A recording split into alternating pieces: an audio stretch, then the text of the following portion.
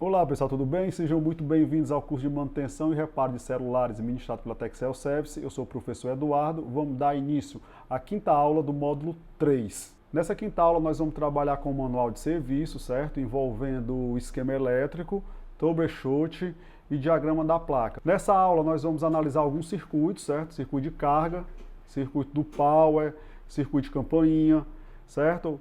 Vários circuitos, circuito display, para que nós venhamos a entender a aplicação dessa ferramenta, o manual de serviço. Eu estou aqui com algumas placas, placa do LG, do Motorola e do Samsung, na qual eu farei a análise nos diferentes modelos. Vamos começar aqui com o esquema da Samsung, certo? Eu vou aqui, estou com a placa de um Samsung G350. Pessoal, lembrando que para cada placa o processo é o mesmo, a maneira de analisar é igual, certo que variando de placa para placa vocês vão encontrar algumas diferenças nos manuais, porque nem todos os manuais de serviço têm o mesmo formato. Estou com a placa aqui do Samsung G350, estou com ela nessa posição. Como nós sabemos, o diagrama da placa ela vai sempre mostrar os dois lados. É muito importante, pessoal, nós analisarmos o circuito, entendermos essa análise, porque nem sempre o conector, um defeito no carregamento vai ser o conector. Só vamos analisar aqui o circuito de carga do Samsung G350, para a gente entender aqui como é que funciona a interpretação, né? Se eu analisar aqui o circuito de carga, ele pede ali para a gente inserir 5 volts. Logicamente o carregador tem 5 volts, né? Vou inserir 5 volts aqui no conector de carga. E ele pede para verificar se na sequência tem 5 volts na bobina L607. A gente tem que entender que essa análise ela tem que ser feita com a placa alimentada, né? Vou usar o carregador. Se eu estou trabalhando com tensão, eu vou utilizar um multímetro em corrente contínua. E o primeiro teste que eu vou fazer aqui é verificar se está saindo 5 volts no conector. Eu posso identificar o negativo aqui através da análise visual, onde o negativo vai para o massa, né, e o positivo com essa seta. Vou verificar aqui se tem 5 volts no conector, 5 volts, né, no conector. Quando eu for fazer a análise nesse conector, se eu colocar a ponta de prova em cima do pino do conector, se ele tiver quebrado ou não, ele vai dar 5 volts, certo? O interessante é que nós venhamos a fazer a análise na trilha, né, bem na ilha, né? Você está vendo aqui a trilha, ela termina aqui, é uma trilha interna. Eu faço aqui a análise bem na ilha, para ver se está dando 5 volts, porque se a solda estiver quebrada, não vai dar os 5 volts, ok? Sabemos que aqui é o negativo, e o quinto oposto é o positivo. Uma análise que eu posso fazer sem o conector, sem a fonte, que eu posso fazer também é a análise de continuidade, para saber se o pino positivo está em curto com um pino negativo, né? Ó, eu tenho aqui o pino negativo e tem um pino positivo, ó, não bipa, né? Que eles são polarizados, então não pode bipar. Se bipasse era porque tinha um curto na linha, né? Ou então no próprio conector. Então a saída aqui está ok. Deixa eu mudar aqui para a escala de tensão, que eu não mudei, certo? Saída de 5 volts, ok. Eu posso verificar aqui se tem uns 5 volts na bobina L607, né? Então eu vou localizar essa bobina aqui no esquema elétrico. Eu posso ver que no pino 1, que é o pino da bobina, ele vai para a bobina L707, que é justamente a trilha do carregador dos 5 volts, né? Então se essa bobina tiver partida, não vai ter carregamento. No celular, eu posso localizar aqui a L607 no esquema elétrico.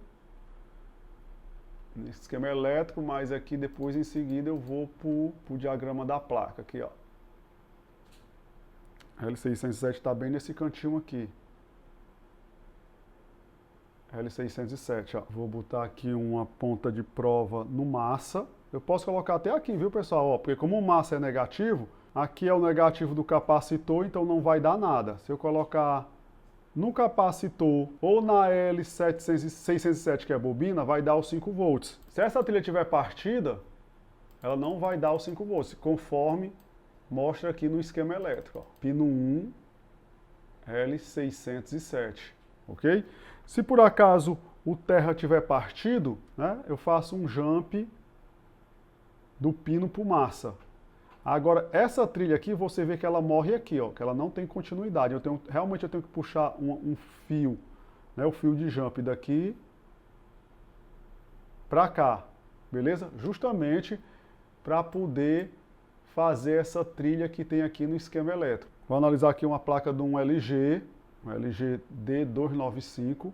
Se eu analisar o conector de carga, eu posso ver que o positivo, né, aqui do lado esquerdo do vídeo, e eu tenho um negativo aqui do lado direito. Vou analisar com escala de continuidade para ver se tem se eles estão ligados em comum, ó.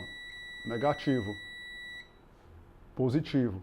Eu posso observar que essa trilha, ela é bem, né, bem visível, bem visual, que ela vai para esse diodo, ó. Certo? Então, nesse caso aqui, como a trilha está visível, eu posso nitidamente puxar um fio de jump do pino para cá, diferente do Samsung, né, que é a trilha interna. Vamos aqui para o manual de serviço, ó, do LG D295, sempre a gente trabalhando com o layout da placa e o esquema elétrico para a gente entender como está distribuído os componentes na placa. Eu tenho aqui, ó, o layout da placa, vamos localizar aqui o diodo.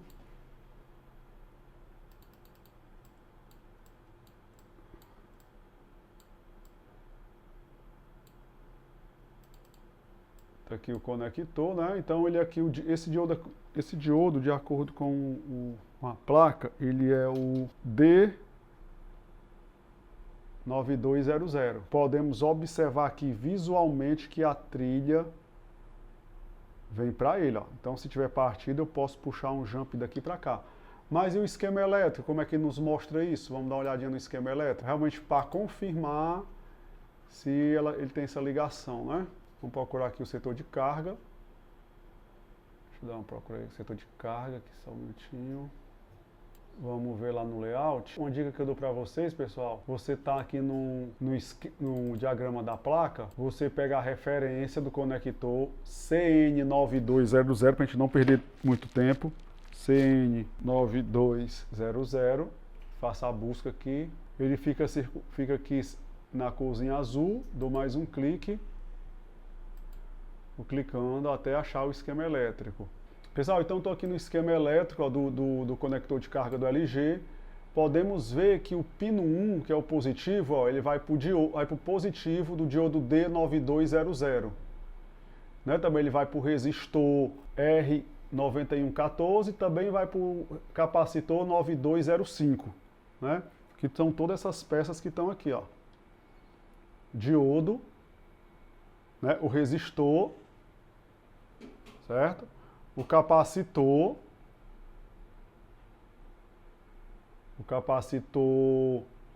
9205 e o filtro, né, o FL, né, 9200, né? A gente pode ver que todas essas peças aqui estão na linha positiva. Se por acaso essa trilha estiver rompida, você faz o jump dessa trilha, né? Bem como os demais. Se você for fazer o jump da linha 2, visualmente você vê que vai para esse filtro. Sabemos que aqui são os dados, né? Pino 2 vai para o filtro, ó, o FL9201, que é esse daqui, ó. Aqui a peçazinha aqui, FL9201. Né? O pino 3, como eu posso ver aqui, eu posso jumpear no pino 4. E o pino 4 do conector eu posso jumpear, né? Vamos, conforme mostra aqui, ó.